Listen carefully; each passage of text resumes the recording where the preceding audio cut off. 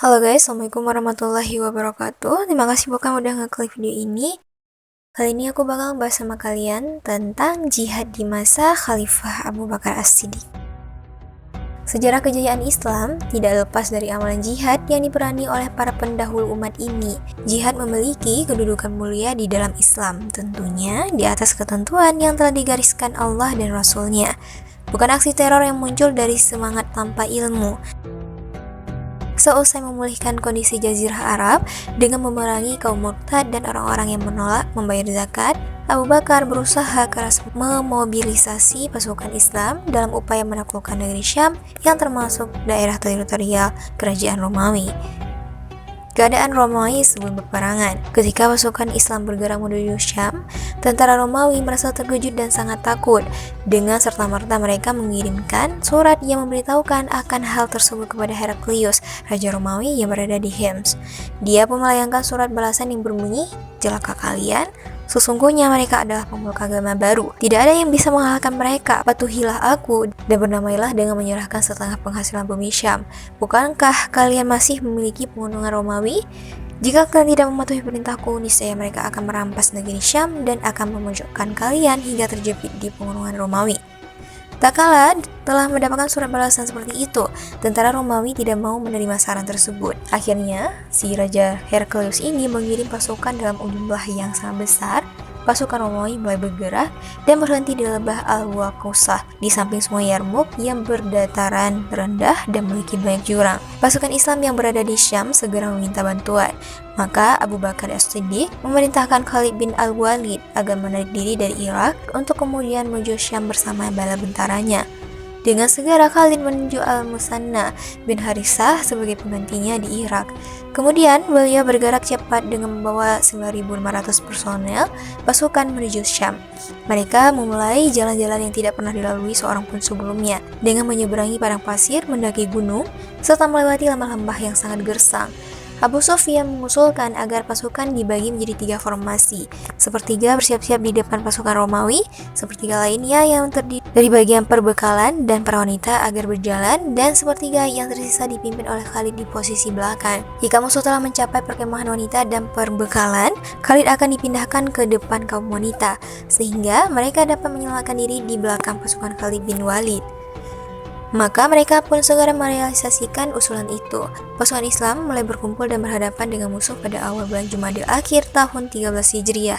Pasukan Islam kala itu jumlahnya berkisar antara 36.000 sampai dengan 40.000 personel tentara. Di dalamnya terdapat 1.000 orang sahabat Nabi. 100 orang dari mereka adalah para veteran perang Badar. Abu Ubaidah ibnu Jarrah memimpin posisi tengah pasukan.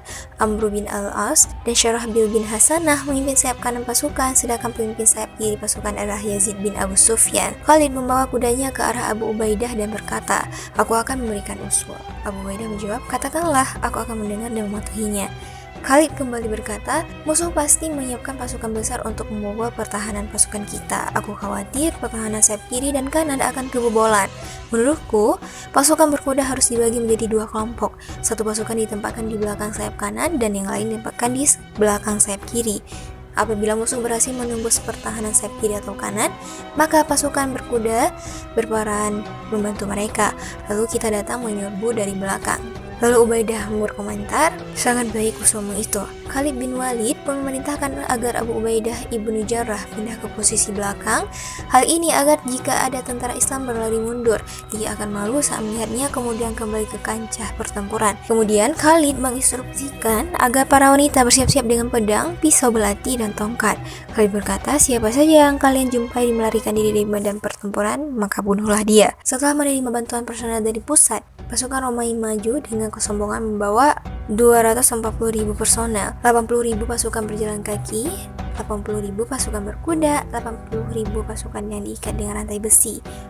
Mereka bergerak hingga menutupi seluruh tempat yang ada, seakan-akan mereka ada awan hitam. Mereka berteriak-teriak, mengangkat suara tinggi-tinggi, sementara para pendeta, uskup, maupun pihak gereja mengelilingi pasukan membacakan Injil sambil memotivasi mereka agar gigih dan berperang.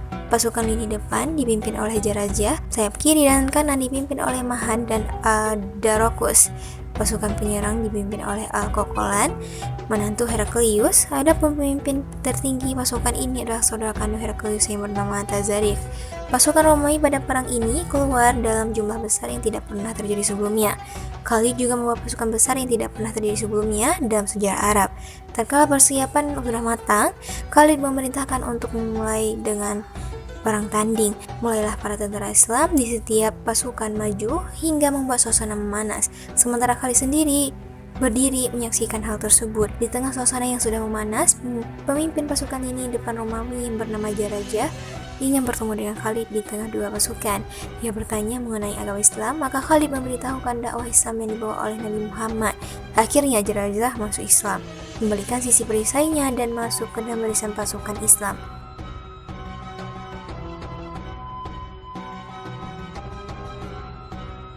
Melihat pembelotan Jarajah, pasukan Romawi menyerbu ke barisan kaum muslimin. Mahad memerintahkan pasukan sayap kanan menyerang, menerobos pertahanan sayap kanan pasukan Islam. Kaum muslimin tetap tegar berjuang di bawah panji-panji mereka hingga berhasil membendung serangan musuh. Setelah itu, pasukan besar Romawi datang lagi bak gunung besar yang berhasil memporak-porandakan pasukan sayap kanan, hingga pasukan Islam beralih ke tengah. Tak lama kemudian, mereka saling memanggil agar kembali ke medan laga hingga berhasil memukul mundur kembali. Adapun Mujahidah, tatkala melihat ada tentara Islam yang lari mundur, mereka segera memukulinya dengan kayu atau melemparinya dengan batu sehingga tentara tersebut kembali ke kancah peperangan. Kemudian Khalid beserta pasukannya yang berada di sayap kiri menerobos ke sayap kanan yang kebobolan diserang musuh hingga berhasil membunuh 6.000 tentara Romawi. Lalu Khalid membawa 100 pasukan berkuda menghadapi 100.000 tentara Romawi hingga berhasil menghantarkan pasukan musuh. Pada hari itu, begitu terlihat kegigihan, kesabaran dan kepahlawanan tentara-tentara Islam hingga pasukan Romawi berputar-putar seperti penumbuk gandum.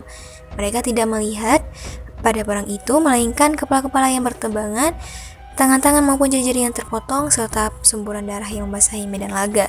Ketika itulah seluruh pasukan Islam menyerbu dengan serentak, untuk kemudian dengan leluasa menghabisi musuh tanpa ada perlawanan sedikit pun. Jarajah pun akhirnya terluka parah dan meninggal dunia, padahal beliau belum pernah sholat sekalipun, kecuali 2 rakaat yang dikerjakan yang diajarkan oleh Khalid ketika baru masuk Islam.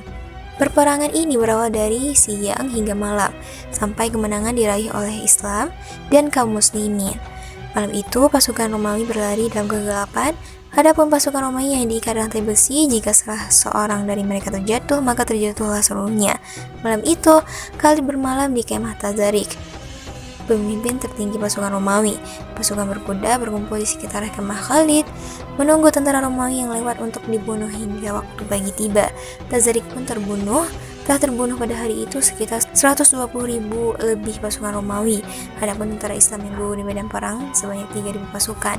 Kaum muslimin mendapat harta rampasan yang begitu banyak pada peperangan ini.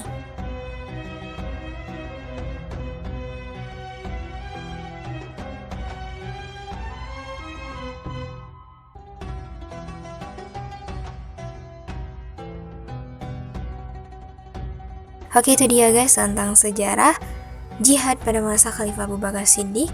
Gimana pendapat kalian? Kalau ada yang mau tambahkan silahkan komen di kolom komentar. Oke, juga sampai di sini videonya. Jangan lupa untuk like, comment, dan subscribe. See you guys in next video. Bye bye.